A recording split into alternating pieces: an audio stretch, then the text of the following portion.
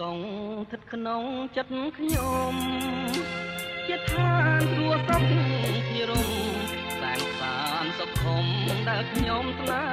ហាទេសភាព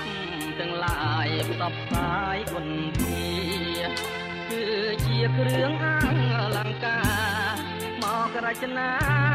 សម្រស់កោះកង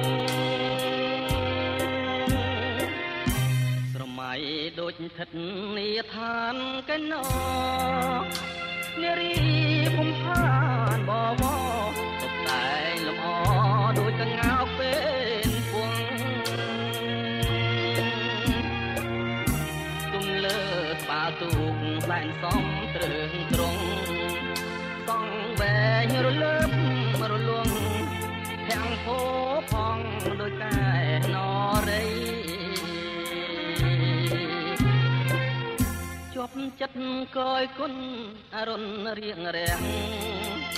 ទូកមីដេដាកំរប្រទេសទេសភាពប្រពៃជាប់ចិត្តកយគុណសា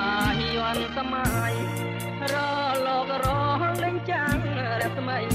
ដូចពេញឆ្នៃរញ្ចនា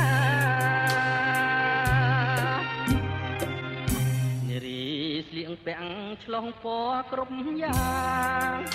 អង្គុយក្រហមដើមកោងកាងសម្បត្តិសំអាងអួតទឹកដល់ថ្លា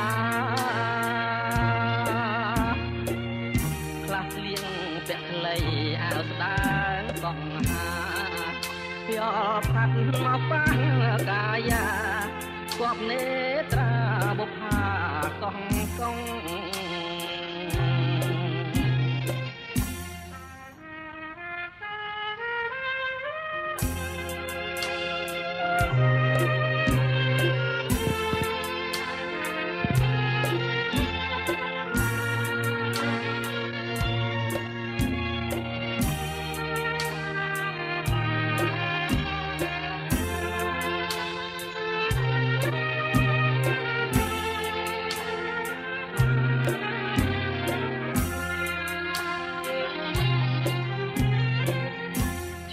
ចិត្តកយគុណអរុនរៀងរាំងទូកមីដេដាកំរប្រទេសទេសភាពប្រពៃជាប់ចិត្តកយគុណសាយ័នសម័យរលករលេងចាំងរស្មីដូចពេជ្រឆ្នៃរញ្ចនា